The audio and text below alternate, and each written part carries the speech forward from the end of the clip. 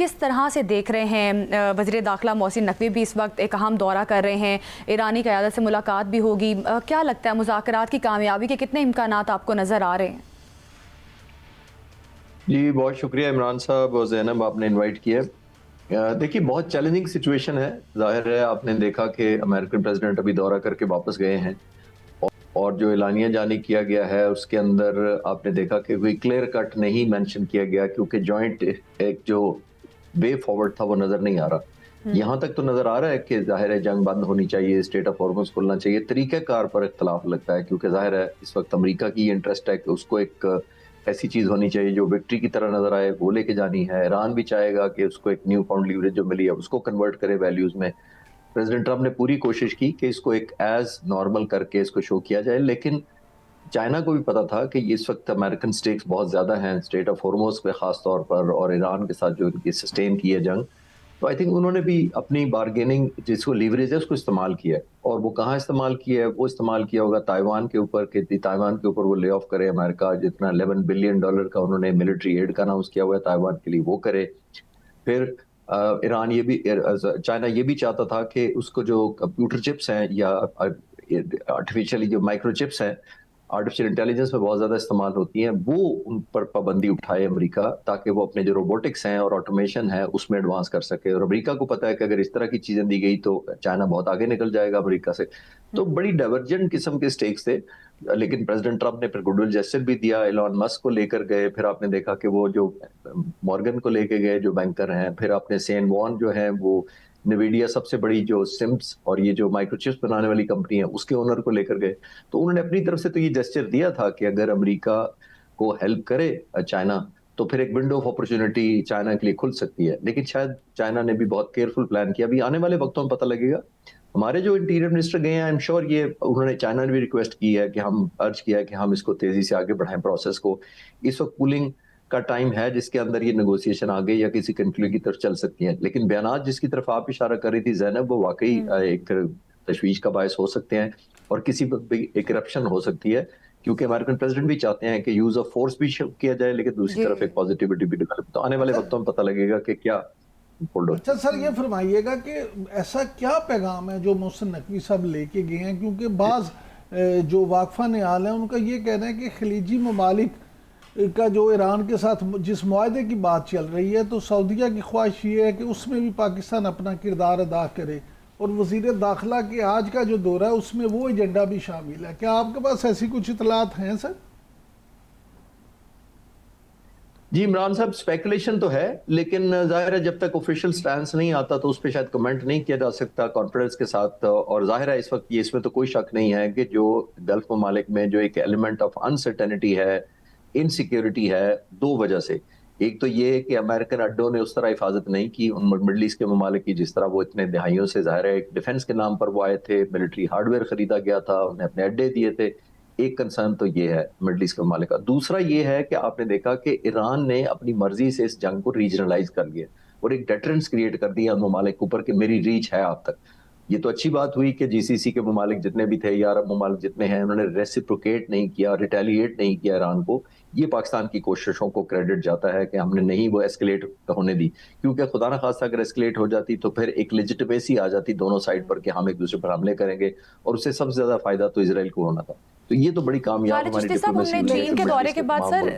लेकिन सर इस पे एक चीज जरूर मैं जानना चाहूंगा कि ये जो मोदी का दौरा यूएई है और वहाँ पे फिर जो मुआहदे हो रहे हैं और जो उनकी आपस की प्यार की पींगे बढ़ रही हैं, इसको आप किस नज़र से देखते हैं? ईरान ने तो बड़ा सख्त मौक़िफ़ दिया है कि इंडिया ने जो भी फैसला करना है वो करे।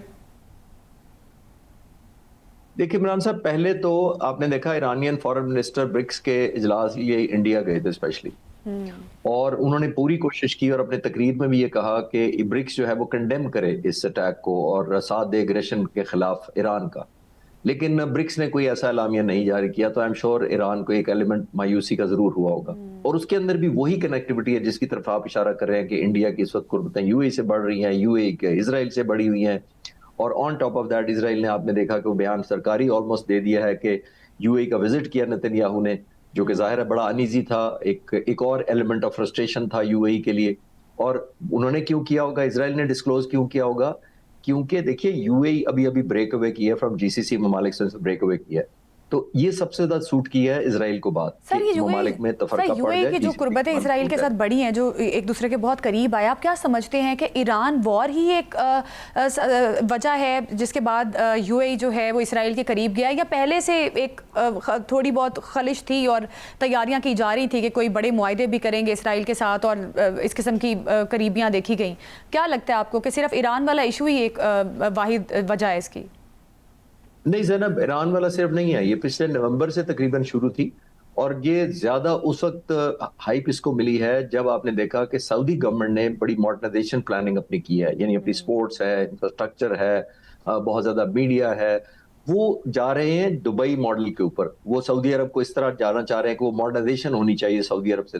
तो जब सऊदी अरब इस तरह की अपॉर्चुनिटीज देगा, अपार्ट फ्रॉम जो रिलीजियस टूरिज्म है, जो हज और उम्रे के लिए या अदरवाइज लोग जाते हैं स्पिरिचुअलिज्म के लिए, हमारे अकीदत के लिए जाते हैं हरमैन शरीफ, उसके अलावा भी टूरिज्म अगर आप ये कर देंगे कि स्पोर्ट्स एक्टिविटी होगी, क्लब होगा, एक रिक्रिएशनल प्लेस बन जाएगी, समंदर पे को पिकनिक आप बना सकते, तो जितनी आप इंसेंटिव देते जाएंगे तो वो बेसिकली तो यूएई का बिजनेस कम होता है ना, क्लाइंटेज तो दुनिया में वही है। तो मुझे लगता है कि वो जो मॉडर्नाइजेशन की सड़क पर एमबीएस इस वक्त ले जा रहे हैं, वो शायद यूएई को कंफर्ट इसलिए नहीं करता कि वो एक एलिमेंट ऑफ कंपटीशन आ रहा है, मुझे लगता है वहां से शुरू हुई थी और वहां से बढ़ती बढ़ती आपने देखा जब ईरान ने हमले किए, फिर वो अब्राहम अकॉर्ड का यूएई हिस्सा है, तो ईरान ने शायद एक प्रोहिबिटिव कॉस्ट इंपोज की यूएई पर, तो फिर एक खलीज बढ़ती जा रही है। मतलब तो स्टैंड अलोन सिर्फ ईरान वाला इशू नहीं है, उससे पहले भी चीजें हो चुकी थी जो अनकंफर्टेबल थी दोनों। अच्छा सर, ये फरमाइएगा कि अब जो रूसी सदर चीन जा रहे हैं, इस सारे मामले को आप किस नजर से देखते हैं?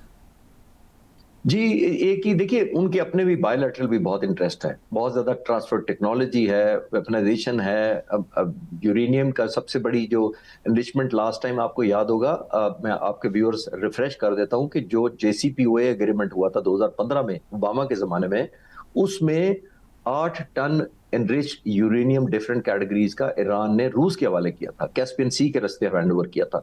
अभी तो सिर्फ 440 किलोग्राम की बात हो रही है जो ईरान के पास है, जिसकी बहस हो रही है और कहा जा रहा है कि कौन लेगा। उस वक्त 8 टन था, ये तकरीबन 18 गुना ज्यादा बनता है उस वक्त जो ज्यादा दिया गया था। तो एक तो ट्रेडिशनली सोवियत यूनियन ने उस वक्त एक फेस सेविंग कह लें अमेरिका को भी दी थी और ईरान का न्यूक्लियर रिच जो मटेरियल था वो ले लिया था।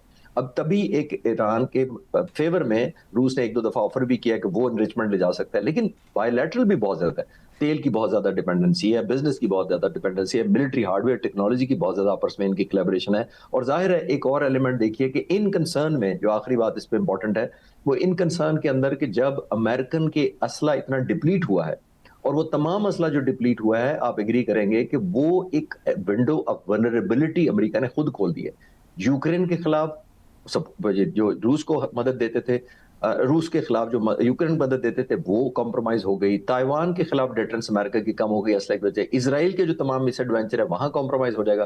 तो आई थिंक ये न्यू फाउंड रियलिज्म रूस और चीन के भी अंदर है कि वो और ज्यादा सदर ट्रंप का जो चीन का दौरा है उसके बाद एक इंप्रेशन सर दिया जा रहा था कि बड़ा मुस्बत दौरा सदर ट्रंप की जानिब से ये मीडिया पर एक पोर्ट्रे किया जा रहा था कि बहुत मुस्बत दौरा रहा, और ये भी कहा गया कि ईरान के मामले पर बड़ी हम महंगी चीन और अमेरिका के दरमियान रही। लेकिन अब जो बयानात सामने आ रहे हैं कि तेहरान के मामले पर चीन की हमें ज़रूरत नहीं है, तो इन बयानात को आप किस तरह से देख रहे हैं? पहले कुछ कहा गया आज से 1-2 दिन पहले, और अब इस किस्म के बयानात सामने कि हमें तो तेहरान की ज़रूरत नहीं है ईरान के मामले पर। ज़ैनब, ऑप्टिक्स और होती हैं और रियल ग्राउंड और होते हैं। ऑप्टिक्स का मतलब ये है कि आप बयानात देकर पोजीशन ऑफ स्ट्रेंथ अपनी मेंटेन करना चाहते हैं, और अगर कहीं परसेप्शन ये बन रही हो कि आप कमजोर दिखाई देंगे तो फिर आप सख्त बयानात देने शुरू कर देते हैं और दूसरी पार्टी को ये कन्वे करने की कोशिश करते हैं कि मैं पोजीशन ऑफ वीकनेस से ये बात नहीं कर रहा, मैं तो पोजीशन ऑफ स्ट्रेंथ से कर रहा हूँ। आपने नोट किया होगा अमेरिकन प्रेसिडेंट के जो बयानात थे वो जाने से पहले चाइना के ज्यादा सख्त हो गए थे।